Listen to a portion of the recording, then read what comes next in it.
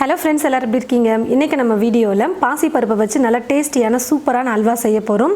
வாயில் வச்சதுமே அப்படியே கரைஞ்சி போகக்கூடிய அளவுக்கு நல்லா சாஃப்டாக சூப்பராக இருக்கும் இந்த அல்வா. எல்லாரோடைய வீட்லேயும் பாசிப்பருப்பு கண்டிப்பாக இருக்கும். சும்மா ஒரு கப் அரை கப் இருந்தாலே போதும் பாசிப்பருப்பு. எல்லாரும் வீட்டில் சாப்பிடக்கூடிய அளவுக்கு அல்வா வீட்லேயே ரெடி பண்ணிடலாம். அதுவும் ரொம்ப சீக்கிரமாக செஞ்சிடலாம். நல்லா டேஸ்டியாக சீக்கிரமாக செய்யக்கூடிய ஒரு ஸ்வீட் ரெசிபி தான். வீடியோக்குள்ளே போகிறதுக்கு முன்னாடி நம்மளுடைய இன்னொரு சேனலான என் சமையல் என் சுவை சேனலில் வந்து ஸ்நாக்ஸை தவிர்த்து மீது எல்லா வகையான ரெசிபிஸும் நம்ம அப்லோட் பண்ணிகிட்ருக்கோம். அந்த சேனலையும் போய் பாருங்கள், கண்டிப்பாக உங்களுக்கு யூஸ்ஃபுல்லாக இருக்கும். நிறைய பேர் வந்து தமிழ் ஃபுட் மசாலா சேனலில் வந்து கமெண்ட்ஸ் பண்ணுறது வந்து பார்த்தீங்கன்னா, ஏன் வெறும் ஸ்நாக்ஸ் மட்டும் நீங்கள் அப்லோட் பண்ணிகிட்ருக்கீங்க, வேறு ரெசிபிஸ்லாம் பண்ணுங்கள், பிரேக்ஃபாஸ்ட் லஞ்ச் இந்த மாதிரிலாம் குழம்பு வகைகளெல்லாம் அப்லோட் பண்ணுங்கன்னு சொல்லிட்டு நிறைய பேர் கமெண்ட் பண்ணுறாங்க. நிறைய பேருக்கு அந்த சேனல் தெரியும், நிறைய பேருக்கு வந்து நம்ம இன்னொரு சேனல் வச்சுருக்கிறது தெரியாது. அவங்களுக்கு இப்போ ரொம்ப யூஸ்ஃபுல்லாக இருக்கும்னு நினைக்கிறேன். என் சமையல் என் சுவை சேனலோடைய லிங்கை வந்து நான் டிஸ்கிரிப்ஷன் பாக்ஸ்லையும் கமெண்ட் பாக்ஸ்லையும் பின் பண்ணி வைக்கிறேன். பார்க்காதவங்க போய் பாருங்கள், அந்த சேனலையும் சப்ஸ்கிரைப் பண்ணி வச்சுக்கோங்க. உங்களுக்கு ரொம்ப யூஸ்ஃபுல்லாக இருக்கும்னு நினைக்கிறேன். இப்போ வாங்க நம்ம பாசிப்பருப்பை வச்சு அல்வா எப்படி செய்கிறதுன்னு பார்க்கலாம். ஸ்டவ்வை பற்ற வச்சுக்கிட்டு ஸ்டவ் மேலே ஒரு குக்கர் வச்சுருக்கேன். இந்த குக்கர் வந்து நல்லா சூடேறினதுக்கப்புறமா ஒரு ஸ்பூன் நெய்யும் சேர்த்துட்டேன். இப்போ இது கூட பாசிப்பருப்பு நம்ம சேர்க்க போகிறோம். இந்த கப்பில் ஒரு கப் அளவுக்கு பாசிப்பருப்பு எடுத்து தண்ணியில் ஒரு அரை மணி நேரம் நல்லா ஊற வச்சு எடுத்துக்கிட்டேன். பாசிப்பருப்போட வெயிட் வந்து பார்த்திங்கன்னா 120 கிராம் இருக்குது. நெய் சேர்த்ததுக்கப்புறமா ஸ்டவ்வை மீடியம் ஃப்ளேமில் வச்சுக்கிட்டு பாசிப்பருப்பை சேர்த்துக்கலாம். நான் வந்து அரை மணி நேரம் பாசிப்பருப்பு ஊற வச்சுட்டு தண்ணி இல்லாமல் நல்லா வடித்து எடுத்து வச்சுருக்கேன். இப்போ இந்த பாசிப்பருப்பை சேர்த்துக்கலாம். ஸ்டவ்வை மீடியம் ஃப்ளேமில் வச்சுக்கிட்டே ஒரு 3 நிமிஷத்துக்கு பாசிப்பருப்பை வறுத்துக்கிட்டால் போதும். பருப்பை வறுத்துட்டு செய்யும்போது டேஸ்ட் வந்து ரொம்ப நல்லாயிருக்கும். நீங்கள் ஊற வைக்கலனாலும் பரவாயில்ல, பாசிப்பருப்பை நேராக நீங்கள் தண்ணியில் நல்லா அலசி தண்ணி இல்லாமல் வடிச்சிட்டு குக்கரில் நெய் சேர்த்துட்டு பாசிப்பருப்பை சேர்த்து வறுத்துட்டு கூட வேக வச்சுக்கலாம்.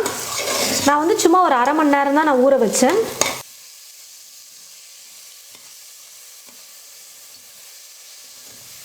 பாசிப்பருப்பை 3 நிமிஷத்துக்கு நல்லா வறுத்துக்கிட்டேன். ரொம்ப நேரம் வறுக்க தேவையில்ல.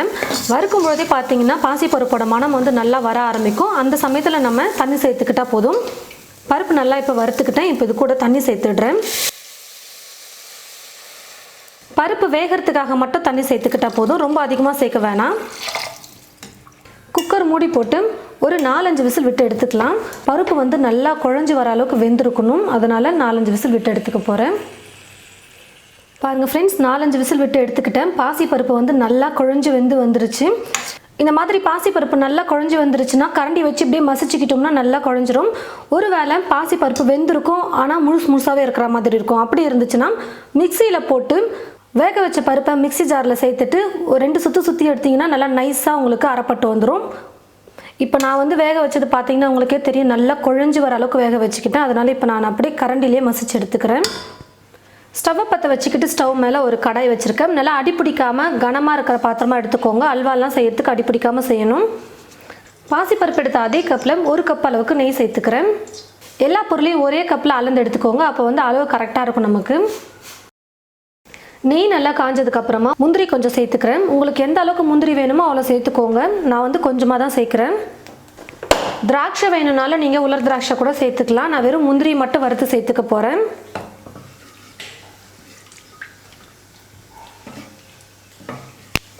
முந்திரி ஓரளவுக்கு நல்லா பொன்னிறமாக வறுபட்டதும் இப்போ நம்ம எடுத்து ஒரு பிளேட்டில் வச்சிடலாம். முந்திரி மட்டும்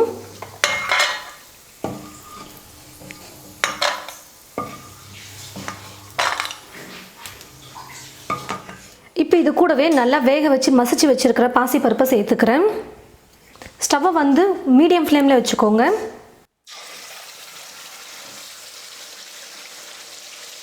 கரண்டி வச்சு கைவிடாமல் கலந்து கொடுத்துக்கிட்டே இருக்கணும். அப்போ தான் நல்லா அடிப்பிடிக்காமல் நல்லா மிக்ஸ் பண்ண முடியும். நம்ம ஏற்கனவே வேக வச்சுட்டோம், இருந்தாலும் இன்னும் கொஞ்சம் நேரம் நம்ம குக் பண்ணிக்கலாம். நம்ம சேர்த்துருக்கிற நெய்யெல்லாம் வந்து நல்லா அப்சர்வ் ஆகிற வரைக்கும் நம்ம குக் பண்ணிக்கலாம். ஸ்டவ்வை ஃபுல்லாக வைக்காமல் மீடியம் ஃப்ளேமில் வச்சுட்டே குக் பண்ணோம்னா கரெக்டாக இருக்கும், அடிப்பிடிக்காமல் செய்ய முடியும்.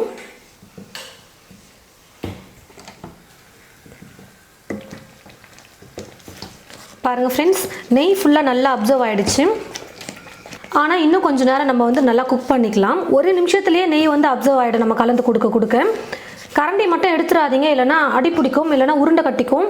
அதனால் கரண்டி வச்சு நல்லா கலந்து கொடுத்துக்கிட்டே இருக்கணும். அப்போ தான் நல்லா நைஸாக குக் ஆகி வரும். நெய்யில் பாசிப்பருப்பை சேர்த்துட்டு ஒரு 5 நிமிஷம் நம்ம வந்து ஸ்டவ்வை மீடியம் ஃப்ளேமில் வச்சுட்டு குக் பண்ணால் கரெக்டாக இருக்கும். பாசிப்பருப்பு வேக வைக்கும்போது தண்ணி மட்டும் கொஞ்சம் பார்த்து சேர்த்துக்கோங்க. ரொம்ப தண்ணியாக இருக்கக்கூடாது. பருப்பு வேகிறதுக்கு மட்டும் தண்ணி சேர்த்தா போதும்.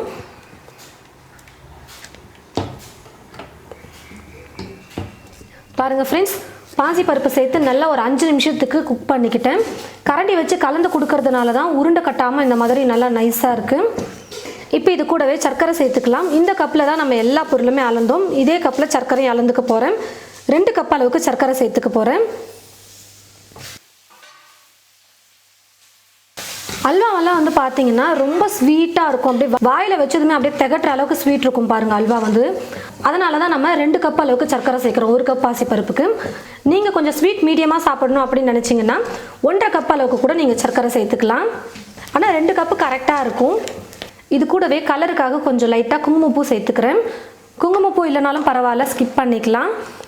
அதுக்கப்புறம் நான் வந்து இப்போ எதுவும் ஃபுட் கலர்லாம் நான் ஆட் பண்ண போகிறதில்ல.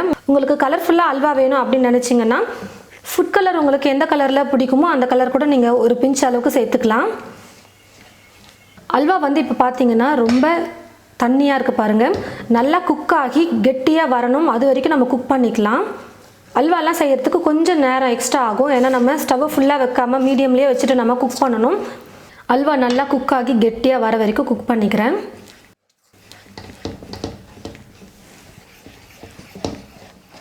பாருங்கள் ஃப்ரெண்ட்ஸ், ஸ்டவ்வை மீடியம் ஃப்ளேமில் வச்சுக்கிட்டு நல்லா நான் குக் பண்ணிட்டேன். ரொம்ப இலக்கமாக இருந்துச்சு பாருங்கள். இப்போது குக் பண்ண ஓரளவுக்கு கெட்டியாக வந்துருச்சு. இன்னும் கொஞ்சம் நேரம் குக் பண்ணோம்னா நல்லா கெட்டியாக வந்துடும். கலந்து கொடுத்துட்டே இருங்க, அப்போ தான் அடிப்பிடிக்காமல் உருண்டைகளெல்லாம் இல்லாமல் நல்லா அல்வா செஞ்சு எடுக்க முடியும். பாருங்கள் ஃப்ரெண்ட்ஸ், நல்லா கெட்டியாக வந்துருச்சு. இந்த அளவுக்கு அல்வா நல்லா கெட்டியாக வந்தால் போதும், கரெக்டாக இருக்கும் நமக்கு சாப்பிட்றதுக்கு. கடைசியாக இது கூட கொஞ்சமாக ஏலக்காய் தூள் சேர்த்துக்க போகிறேன். ஒரு 2 சிட்டிகை அளவுக்கு ஏலக்காய் தூள் சேர்த்தா போதும். வறுத்து வச்சிருக்கிற முந்திரியும் சேர்த்துக்கிறேன். கூடவே 1 ஸ்பூன் நெய் சேர்த்துக்கிறேன். இப்போ இது எல்லாத்தையும் சேர்த்து நல்லா கலந்து கொடுத்துக்கிட்டா போதும், அல்வா ரெடி ஆகிடும்.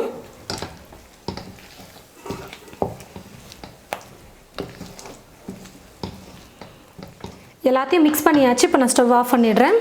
நல்லா சுட சுட ஒரு கப்பில் போட்டு கொடுத்தீங்கனாலும் வீட்டில் இருக்கிறவங்க எல்லோரும் ரொம்ப லைக் பண்ணி சூடாக சாப்பிடுவாங்க. அப்படி இல்லைனாலும் நல்லா ஆறுனதுக்கு அப்புறமா கூட நீங்கள் கப்பில் போட்டு சர்வ் பண்ணலாம்.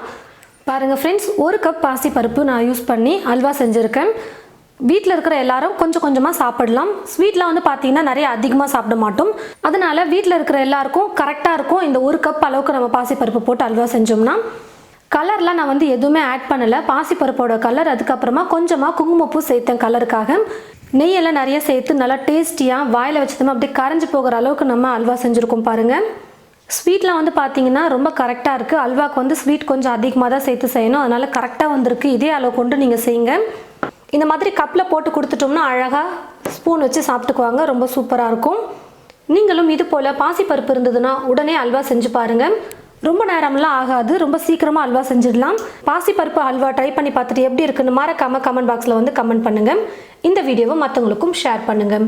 இது போல் நிறைய ரெசிபிஸ் பார்க்க தமிழ் ஃபுட் மசாலா சேனலை மறக்காமல் சப்ஸ்கிரைப் பண்ணிக்கோங்க. கூடவே பக்கத்தில் இருக்கிற பெல் ஐக்கானை கிளிக் பண்ண மறந்துடாதீங்க. தேங்க்யூ.